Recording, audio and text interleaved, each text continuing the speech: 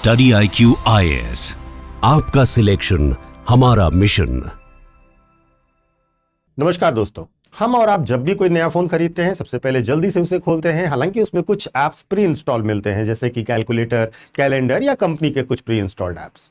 लेकिन आप कल्पना करिए कि आपने नया फोन खरीदा, फोन को ऑन किया और उसमें सबसे पहले जो ऐप आपको दिखाई देता है वह आधार ऐप है, जिसे ना तो आपने इंस्टॉल किया था, ना ही जिसकी आपने परमिशन दी थी, फिर भी वह आपके फोन में है। इंडिया टुडे की आज की रिपोर्ट यह कहती है कि भारत सरकार की ministry of information and technology ने भारत के बड़े मोबाइल फोन निर्माताओं को एक ऑफिशियल रिक्वेस्ट डाली कि सभी लोग आधार ऐप को प्री इंस्टॉल करें। अब यहां पर एक सवाल उठता है कि अगर मान लीजिए कि उस ऐप में कोई बग आ जाए, वो हैक हो जाए या लीक, तो क्या होगा? यह केवल आपका एक डेटा लीक नहीं होगा, वास्तव में यह आपकी आइडेंटिटी, बैंक इंफॉर्मेशन, सिम और यहां तक कि आपका पूरा डिजिटल एग्जिस्टेंस हैक हो जाएगा। तो सवाल सिर्फ इतना नहीं है कि आधार ऐप फोन में क्यों होना चाहिए, सवाल यह है कि क्या अब आपका फोन सच में आपका रह जाएगा? तो महत्वपूर्ण रूप से इसकी जानकारी डिटेल में बताते हैं हुआ क्या है। 2026 की शुरुआत में भारत सरकार ने एक प्रपोजल दिया कि हर नए स्मार्टफोन में आधार ऐप को प्री इंस्टॉल करना होगा। यानी कि जैसे कि क्लॉक है, कैलकुलेटर है, उसी तरीके से आधार ऐप भी फोन में पहले से ही होना चाहिए। अब महत्वपूर्ण रूप से यह कोई फॉर्मल कानून नहीं बनाया गया, लेकिन सरकार की एक ऑफिशियल रिक्वेस्ट थी। और आप समझिएगा इस बात को, ऑफिशियल रिक्वेस्ट को इग्नोर करना इतना आसान नहीं होता है। लेकिन जब इस प्रपोजल को लेकर के manufacturers association for information technology MAIT ने एक रिप्लाई किया, उन्होंने इंटरनल ईमेल भेजा और साफ लिखा कि हम प्री इंस्टॉलेशन के खिलाफ हैं।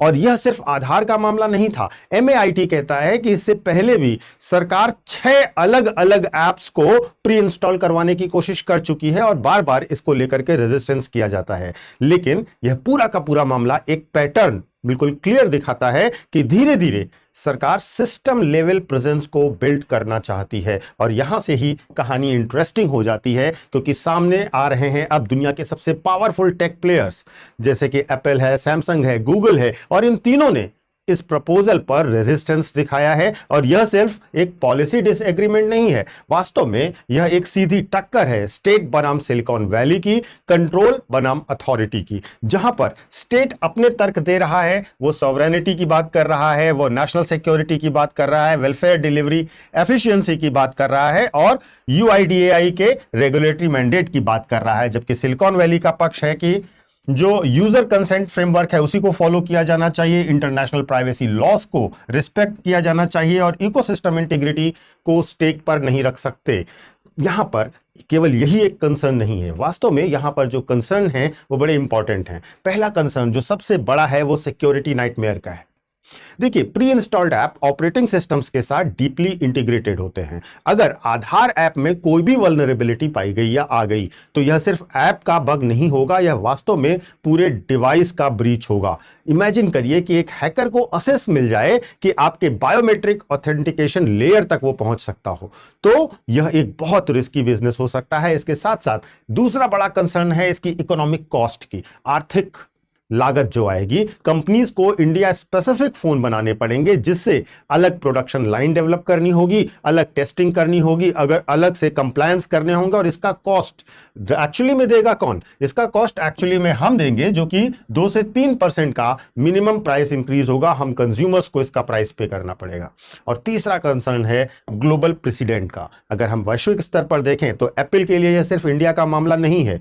इसके पहले चाइना भी, जब इंडिया इसकी यह डिमांड एप्पल या सैमसंग मानते हैं तो उनको फिर चाइना की डिमांड भी मांगनी पड़ेगी, रशिया की भी डिमांड माननी पड़ेगी, मिडिल ईस्ट की डिमांड भी माननी पड़ेगी। और इस तरीके से एप्पल का पूरा कंट्रोल खत्म होगा, सैमसंग का पूरा कंट्रोल खत्म होगा। यह सिर्फ एक ऐप की बात नहीं है, सच मानिए, समझिए इसको कि यह एक तरीके की प्रेसिडेंट को एस्टैब्लिश करने की शुरुआत की जा रही है। और भारत सरकार इसको लेकर बार बार प्रयास कर रही है। आप ध्यान दीजिएगा तो यह पहली बार नहीं है। कुछ समय पहले आपको याद होगा 2025 के अंत में संचार साथी ऐप को लेकर के भी इसी तरीके से मैंडेटरी प्री इंस्टॉल कराने की कोशिश की गई थी। और यह ऐप जो संचार साथी ऐप है उसके लिए क्या कहा गया था कि ये आपकी फोन ट्रैकिंग करेगा, फ्रॉड डिटेक्शन करेगा, टेलीकॉम मॉनिटरिंग करेगा। और कंट्रोवर्सी यहीं से शुरू होती है। कंट्रोवर्सी हुई थी कि इसको अनइंस्टॉल नहीं कर सकते थे आप, ब्लैकलिस्ट हुआ तो कंपनीज ने पुल बैक किया और सरकार को मजबूरन संचार साथी ऐप के लिए पीछे हटना पड़ा था। आपको वह पूरा विवाद याद होगा। देखिए, संचार साथी एक एक्सपेरिमेंट था और आधार, ध्यान दीजिएगा, एक सिस्टम हो सकता है। अब आते हैं असली समस्या और असली सवाल पर, जो है प्राइवेसी यानी कि निजता का।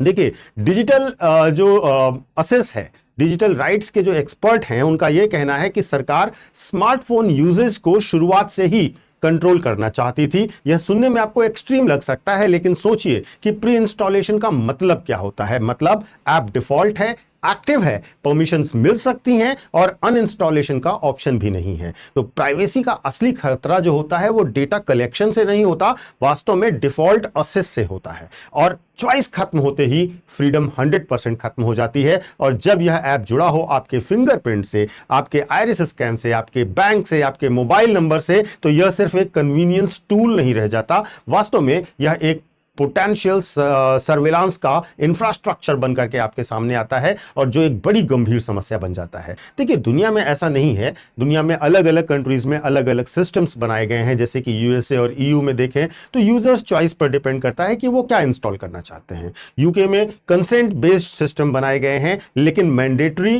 प्री इंस्टॉल बेसिकली अगर हम देखें तो मॉडल है रशिया का। वहां पर आपको सारे ऐप्स प्री इंस्टॉल करके जो सरकार कहती है वो देने पड़ते हैं, क्योंकि वो हर एक चीज को रेगुलेट करते हैं। तो सवाल है कि इंडिया किस रास्ते पर जाना चाहता है, डेवलप्ड कंट्रीज के रास्ते पर, ईयू के रास्ते पर, या फिर रशिया और चाइना के मॉडल को फॉलो करना चाहता है। अगर आप इसको प्रॉपरली ग्लोबल लेंस से देखेंगे तो आप पाएंगे चाइना में ग्रेट फायरवॉल होती है, रशिया में मैंडेटरी ऐप्स होते हैं जो प्री इंस्टॉल्ड होते हैं, यूरोप में स्ट्रिक्ट डेटा प्रोटेक्शन होता है। और इंडिया का अपना एक नया मॉडल इंडिया बना रहा है, जहां पर डिजिटल सॉवरेनिटी थ्रू इंफ्रास्ट्रक्चर के मॉडल को वो काम कर रहा है। यानी कि आइडेंटिटी होगी, आधार की पेमेंट्स होंगे, यूपीआई से डेटा होगा डीपीआई इकोसिस्टम के अंतर्गत। लेकिन अब इन सब में एक बड़ा प्रॉब्लम है। प्रॉब्लम कहां है? सॉवरेनिटी और सर्विलांस के बीच में एक बहुत पतली थिन लाइन होती है और पॉलिसी प्राइवेट डिस्कशंस में बने, एक तरीके से इसको प्राइवेट डिबेट में ना लाया जाए तो यहीं से सवाल उठने लगते हैं कि जब आप पॉलिसी ऐसी लाना चाहते थे तो आपने इसको प्राइवेटली क्यों किया, इसको पब्लिक डिबेट के साथ करना चाहिए था। तो यहां पर सीधा मुद्दा उठता है ट्रांसपेरेंसी पर और अकाउंटेबिलिटी पर, जिससे सरकार बचना चाहती थी शायद।